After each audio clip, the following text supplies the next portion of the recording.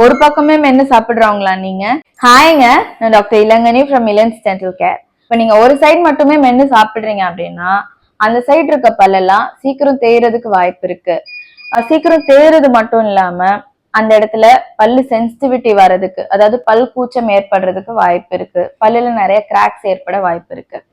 ஒரே சைடு மெல்றோம் அப்படிங்கிறப்போ அந்த பல்லு மேல நிறைய ப்ரெஷர் போகுங்க. அந்த ப்ரெஷர் பில்டப் ஆகி இங்க ஒரு ஜாயிண்ட் இருக்கும், அந்த ஜாயிண்ட் அஃபெக்ட் ஆகுறதுக்கு வாய்ப்பு இருக்கு.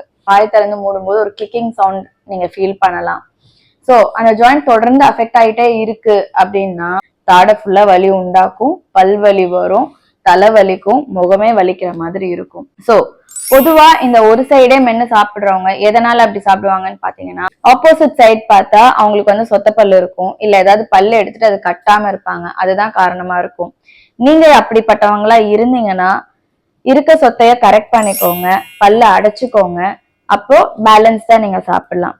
அதையும் மீறி கவனமே இல்லாம உங்களுக்கே தெரியாம ஒரு ஹேபிட் மாதிரி ஒரு சைடு மட்டும் சாப்பிடுறீங்க அப்படின்னா அது நல்லது கிடையாது. ரெண்டு சைடும் சாப்பிடுங்க. ஓகே, டேக் கேர், பாய்.